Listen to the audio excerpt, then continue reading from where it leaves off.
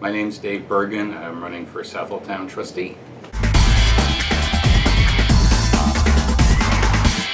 Went to Southwell High School, went on to University of Miami where I got a bachelor's in biology with an emphasis in marine biology, graduate coursework in fisheries biology at University of Miami.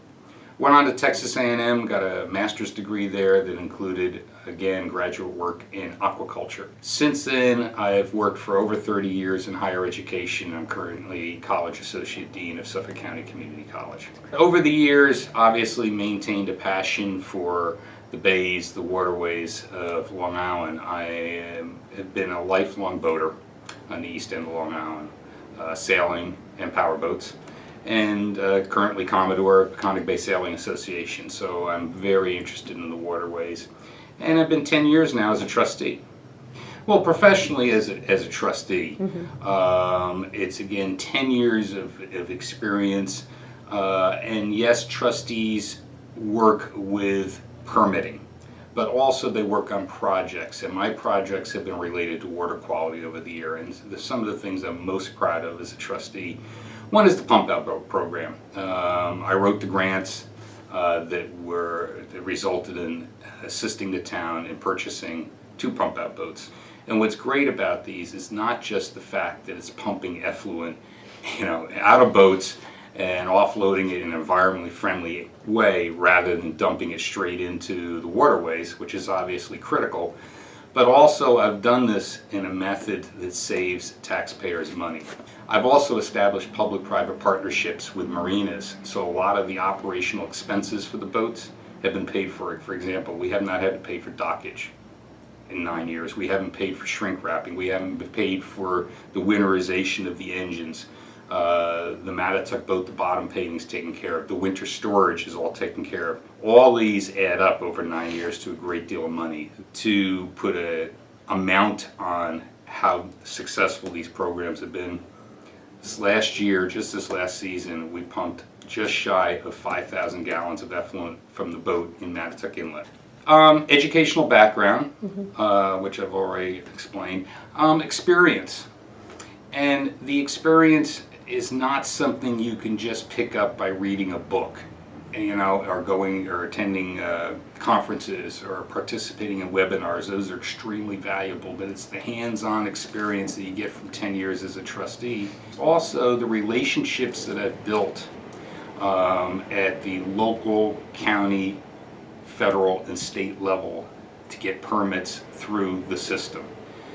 We all know how bureaucratic our systems can be, and it's great to be able to pick up a phone and call somebody and talk to somebody personally and try to lobby for getting an application through the process, and I can do that. I have those relationships, and that's something that sets me apart from the other candidates. Well, there's several things.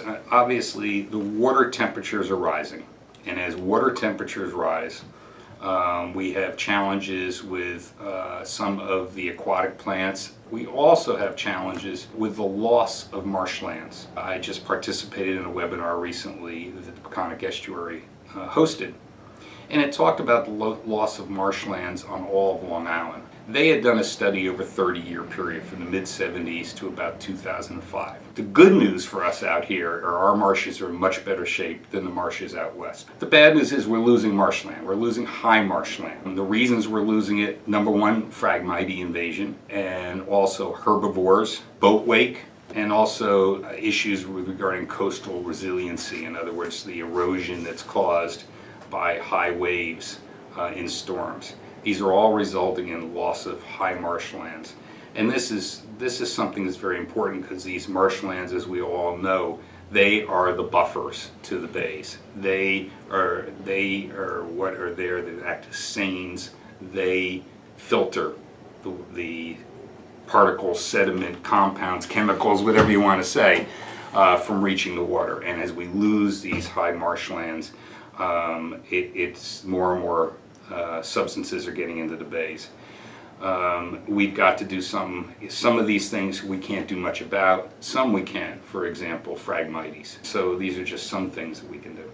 We need to continue to look at practices that are practical, that are cost effective or feasible.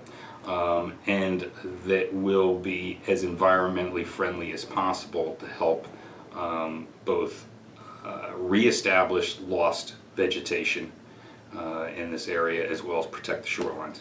As I alluded to, I want to continue doing it because I care so much for my community, and I care for the waterways. I really do. I don't want to stop.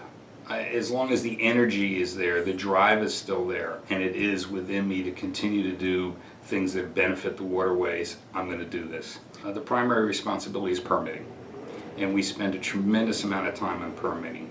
And with the permitting process, we also have to look constantly at imposing mitigating factors from an environmental reason that will allow property owners to use their property as they wish, while at the same time protecting our environment. Because, boy, the Peconic Estuary in Southwell is just such a gorgeous place.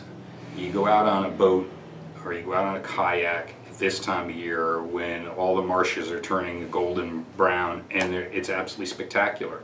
And you do that every now and then just to realize just how great this place is we live in. So as long as I can continue to do this and I have the passion and drive, and as long as the voters support me, I'm going to continue to hopefully be a trustee.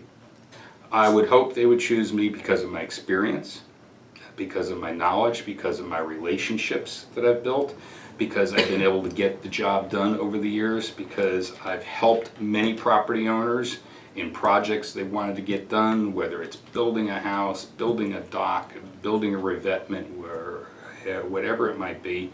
And because I truly do care for the environment, as my record shows, that is what's critical for a trustee. When the trustees were formed under the Andros patent back in, I think it was 1670s, that's what our job was. We were entrusted with taking care of our wetlands. And I think it's important that that's still our #1 priority today.